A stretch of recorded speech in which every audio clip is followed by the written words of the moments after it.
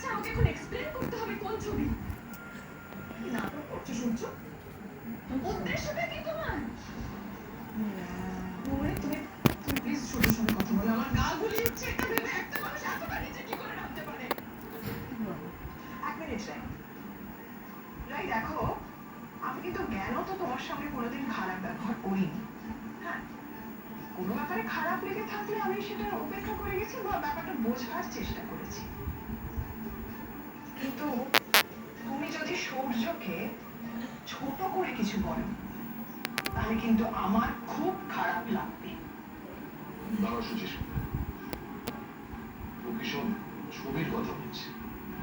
আমাদের তো আগে জানতে হবে সেই ছবিগুলো কার ছবি, কিরকম ছবি। আর তাছাড়া সূর্য নিজে যেখানে আকাশ থেকে পড়ছে, যে ছবি সম্পর্কে ওর কোনো আইডিয়াই নেই, আমাদের তো জানতে হবে যে সেই ছবিগুলো কি, সেই সম্পর্কে আমাদের একটা পরিষ্কার ধারণা পেতে হবে। তো রায়ার সূর্যের কিছু ফেক ছবি,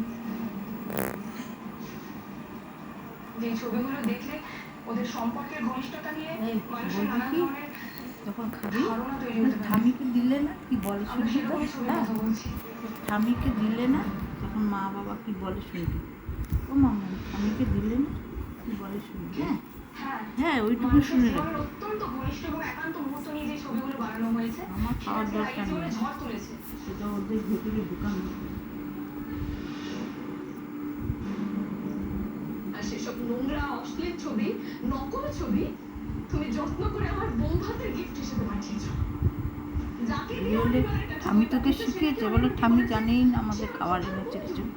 হ্যাঁ, এইসব কি বলছে আমি তো বুঝতে পারছি না। নকল বানানো অশ্লীল ছবি মানেটা কি? মানে মব পিকচার। বাবা আজকাল এসব ছবি বানানো যায় মানুষকে ব্ল্যাকমেল করার জন্য অথবা হ্যারাস করার জন্য। কি সাংঘাতিক। এক মিনিট কথা হচ্ছে সূর্য আর রায়ের এই ছবিগুলো এলো কোথা থেকে? আর তাছাড়া ওরা তো বলছে ছবিগুলো বানানো। ছবিগুলো যে বানানো সেটা ওরা জানলো কিভাবে? আমি জানি সূর্য, আমি সেদিন যে সিদ্ধান্তটা নিয়েছিলাম সেটা হয়তো তোমার মনের মতো হয়নি, ভুল করেছিলাম আমি জানি সেটা, আমি স্বীকার করছি সেটা। কিন্তু তোমার চরিত্রের দিকে আমি কখনো কোনো আঙুল তুলিনি সূর্য।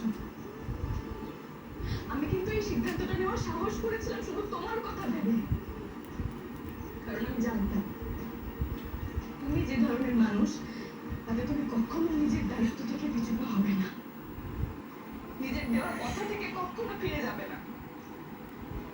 তোমার চরিত্র, তোমার উদারতা, তোমার বিশালতা দেখে কিন্তু সেদিন এই সিদ্ধান্তটা আমি নিয়েছিলাম।